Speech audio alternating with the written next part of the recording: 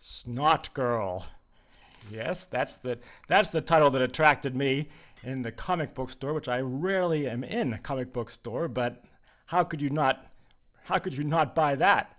Snotgirl by Bryan Lee O'Malley, art by Leslie Hung, and it's a fantastic comic book that has much instruction in there for every writer. What's the premise? The premise is a lovely girl, Snotgirl, who seems online perfect. A green-haired fashion blogger who in reality has extremely bad allergies and therefore almost always snot coming out of her nose, thus her name. She is innocent, only been kissed by one boy, never goes to bars. She has a wonderful fantasy life, a lively fantasy life, and a pretty ordinary reality. That's the premise, and it's drawn in beautiful colors, stylish, expressive,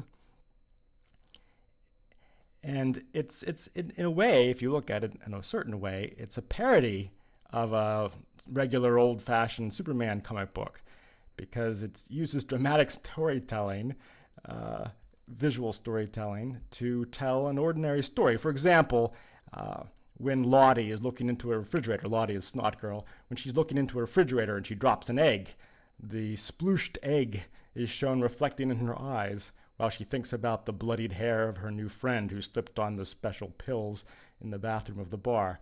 This mimics the visual sequence of a superhero's big reveal, such as a fist, his fist, Superman's fist, a close-up on Superman's fist in a big moment in an ordinary, old-fashioned comic.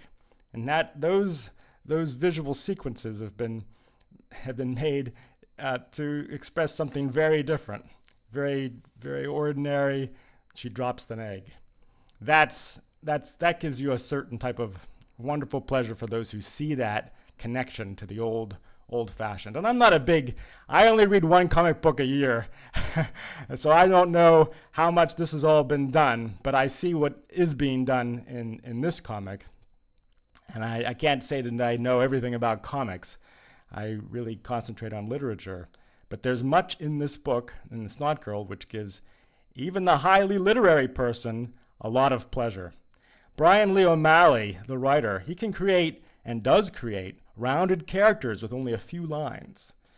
For example, with Cute Girl, when Cute Girl comes along, she's talking with her friends, and she interrupts them with, "Listen, nobody cares about whether either of you are stupid made-up boyfriends. Shushes, please, my pig has died. She died. I love sharing the life lessons I learn, like don't pour hot tea in the teacup, pig's teacup." That's very brief, but from those few lines, Cute Girl becomes a character. We know she craves attention, she craves drama, she derives grandiose life lessons from silly mistakes, and she is very probably messed up, a foil to Snotgirl. Really, this is a delightful, funny, and wonderful book, and I'm sorry that it's over, because I was looking forward to Snotgirl number 16 when I found that the series has ended.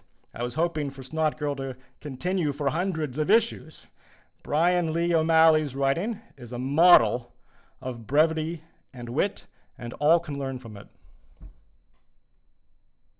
You should read Toward Two Words, not only because it's funny and literary, but because Toward Two Words was written for you. Toward Two Words is about a man lost in a fantastical mansion of left turns.